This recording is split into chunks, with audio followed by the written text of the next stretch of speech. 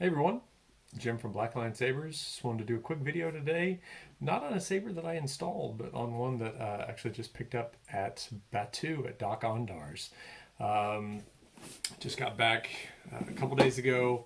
It was an amazing time. I'd highly recommend going to anybody that's on the fence about it. If you're even remotely a Star Wars fan, it's just out of this world. But yeah, back to lightsabers.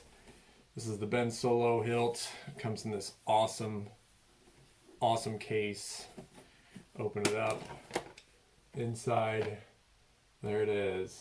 So, let me set the case down and pull the hilt out. I want to go over this saber just because it's really fun and cool, and kind of maybe explain some of the the way that the electronics work, and how it's different than, say, a custom saber that I built or any other sabersmith out there built. So yeah, here it is, all its glory. Ben Solo's lightsaber from the flashback scene in The Last Jedi, where he is attacked by Luke. Makes a real brief appearance, but as you can see, it appears to be what the first version of his crossguard saber was. So basically everything from here down is the same, with the exception of there's not that cut in there showing the inner workings and the wire running down.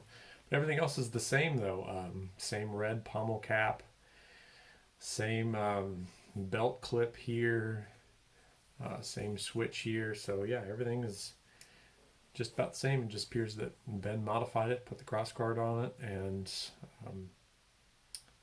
off he went on his dark side ways. So yeah, anyway, it's a legacy saber. So it has their Disney's kind of proprietary blade system, which I'll go grab here. It's a LED string blade, so not a NeoPixel system, but a bunch of LEDs lined up in the blade, so you'll still have some scrolling effects like you do with NeoPixel, but not nearly as smooth and animated. So yeah, anyway, back to the hilt. Put it up close here, you can see that the paint on there made to look like the heat stain from the blade, which is really cool. It's got some real nice weathering on it, on there, and then down here. There's the belt clip. So also comes with a little plastic blade plug. You can pop that out.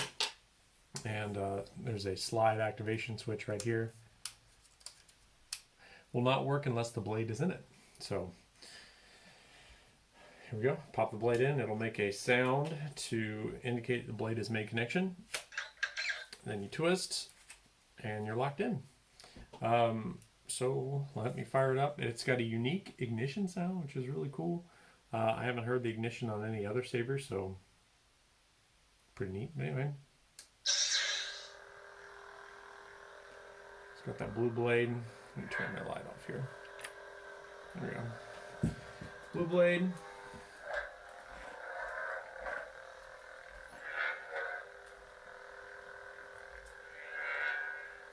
And it's kind of a yellowish flash on clash, so let's see if we can get the show up on camera.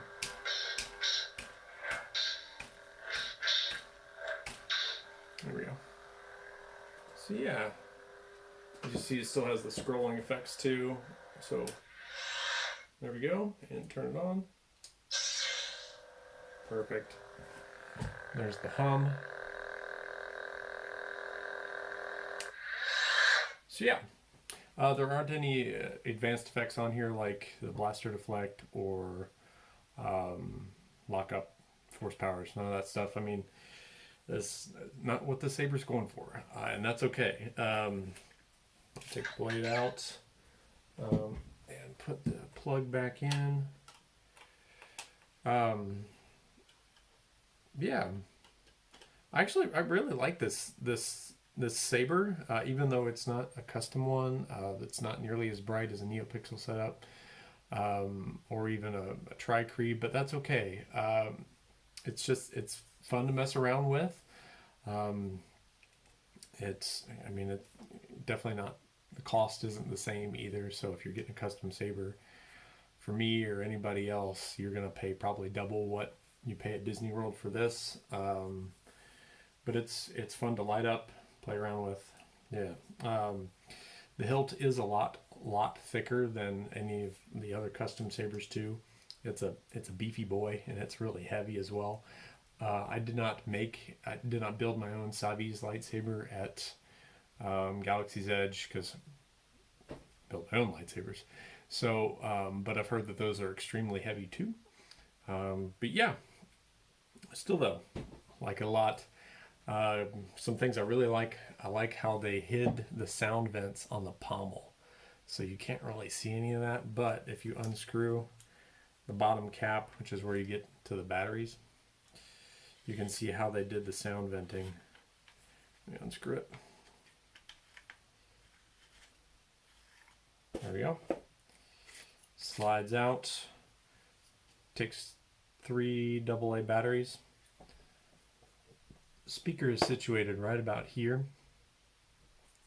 and this part is hollow, and then they've got some sound venting holes right here, so that when it's inserted into the saber, you don't see the holes, but obviously sound comes out.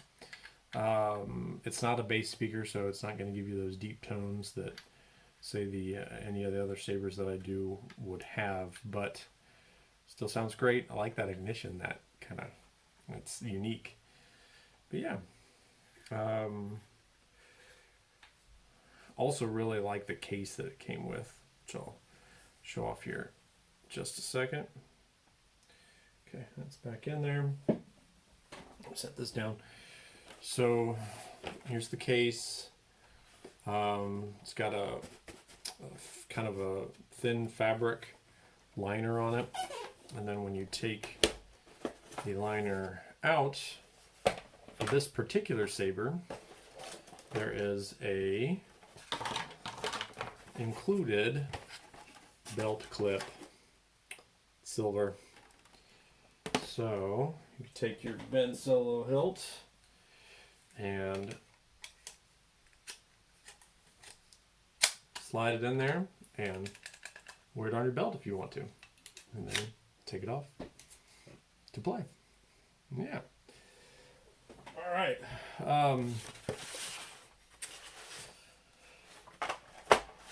Don't think there's much more to say about the Ben Solo hilt. It's really cool. Came out a couple months ago, or not? Came out right when Rise of Skywalker released.